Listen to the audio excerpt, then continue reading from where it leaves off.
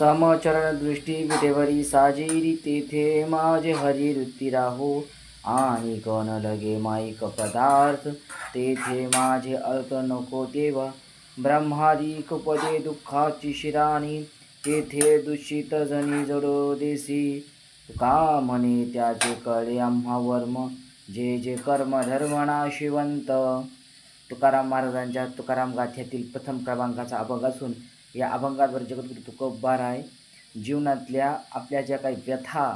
आपल्या जीवनामध्ये जे असणारं दुःख या अभंगाद्वारे काय करतात व्यक्त करतात।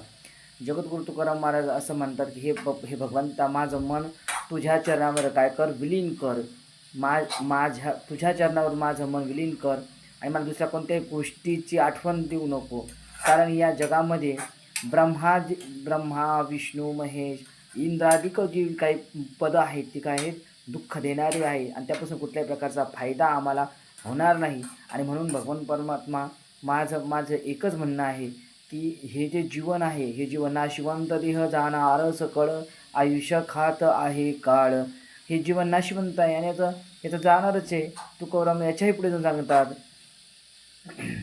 क्षणभंगर नाही भरवसा क्षणभंगर भरवसा नाही या जीवनाचा कुठल्याही प्रकारचा भरवसा नाही। गेले टळले प्रहार 3 काय निज सुरा अजून झोपेत 3 प्रहार गेले आपण आपल्या आयुष्याचा गेले 3 याचा अर्थ असा होतो की आपलं निम्म आयुष्य निम्म्याच्या पुढं आयुष्य काय गेलं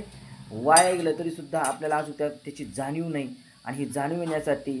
तुकाराम महाराज सांगतात तुका म्हणे त्यांचे कळले आम्हा वर्म मला त्यांचं आम्हाला त्याचं काय कळलेलं आहे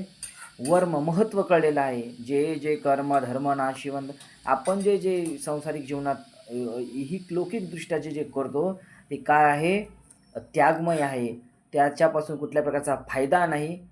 ते काय आहे अकाल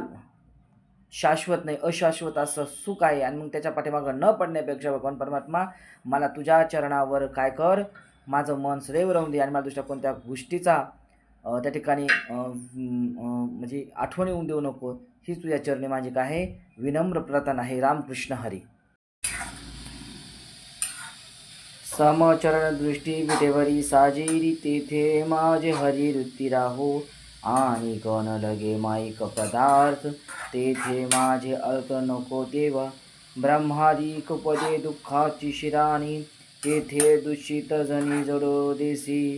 तुका म्हणे त्याचे कळे आम्हा वर्म जे जे कर्म धर्मणा शिवंत तुकाराम महाराजांच्या तुकाराम गाथ्यातील प्रथम